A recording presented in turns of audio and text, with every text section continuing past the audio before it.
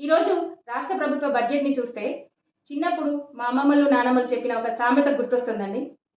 గుమ్మిలో బియ్యం గుమ్మిలో ఉండాలి కానీ పిల్లలు మాత్రం బుజ్జాయి నమ్మలాగా తయారు కావాలన్న సామెత నిజమే అనిపిస్తుంది ఈ బడ్జెట్ని చూస్తే. విద్యా వ్యవస్థకు 8.2% కేటాయించారు. మరి ఈ మాత్రం బడ్జెట్తో విద్యా వ్యవస్థని ఏం బాగు చేస్తారు? విద్యా కమిషన్ రిపోర్ట్లో ఆకునూరి మురళి గారు కనీసం 16% కేటాయిస్తే కానీ సంక్షోభంలో ఉన్న విద్యా వ్యవస్థను బాగు చేయలేమని చెప్పారు.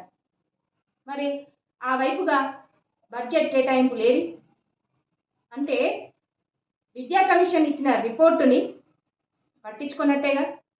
కాంగ్రెస్ ప్రభుత్వం ఎన్నికల మేనిఫెస్టోలో కూడా విద్యకు 15% బడ్జెట్ కేటాయిస్తామని చెప్పడం జరిగింది. మరి మీ ప్రభుత్వం వచ్చినాక ఇది 3వ బడ్జెట్.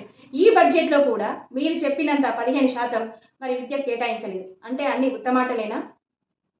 8.2%తో విద్యా వ్యవస్థను ఏం బాగు చేద్దామనుకుంటున్నారు? అంటే విద్యా వ్యవస్థను గాలికి వదిలేసినట్టేనా?